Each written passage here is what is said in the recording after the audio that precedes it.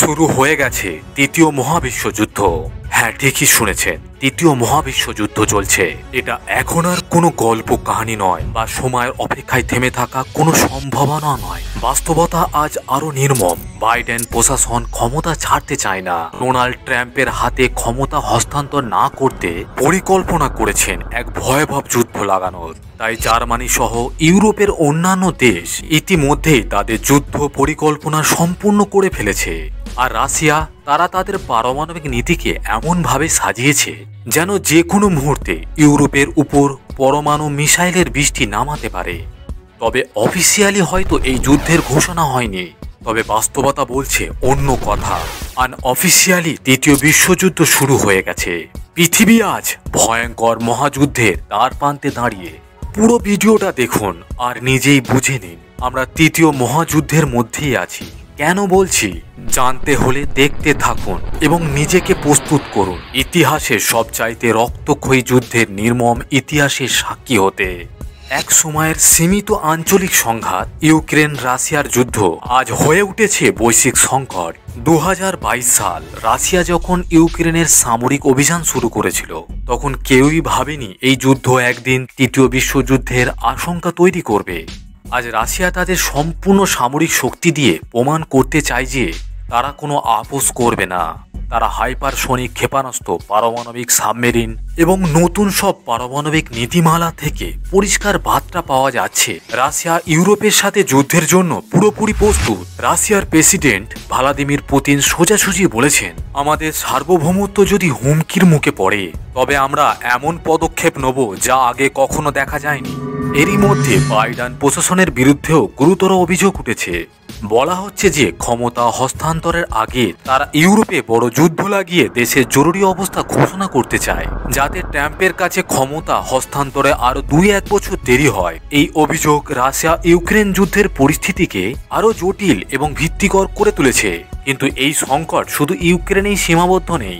Russia সম্প্রতি উত্তর কোরিয়ার কাছ থেকে 1,10,000 সৈন্য সহায়তা চেয়েছে।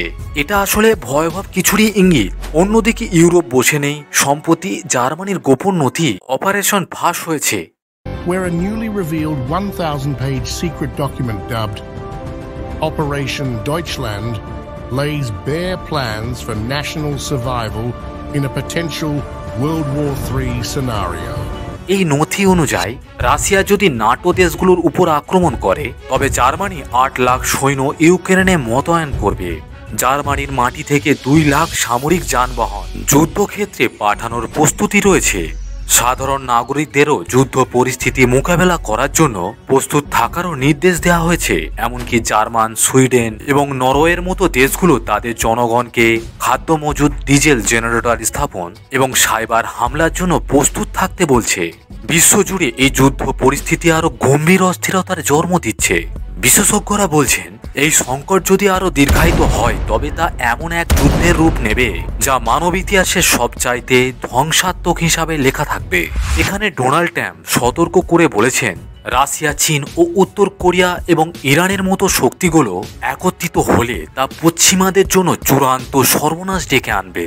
আর ইউক্রেনের সামরিক প্রধান জেনারেল ভ্যালেরি জালুঝনি এক দুঃস্বপ্নের বার্তা জানিয়েছেন। তিনি বলেছেন, তৃতীয় বিশ্বযুদ্ধ ইতিমধ্যেই শুরু হয়ে গেছে। এই যুদ্ধের প্রভাব শুধুমাত্র ইউক্রেনে সীমাবদ্ধ না, বরং গোটা ইউরোপ এবং বিশ্ব জুড়ে ছড়িয়ে পড়েছে। তার এই বক্তব্য যেন এক বজ্রপাতের মতো নাড়া দিয়েছে পুরো বিশ্বকে।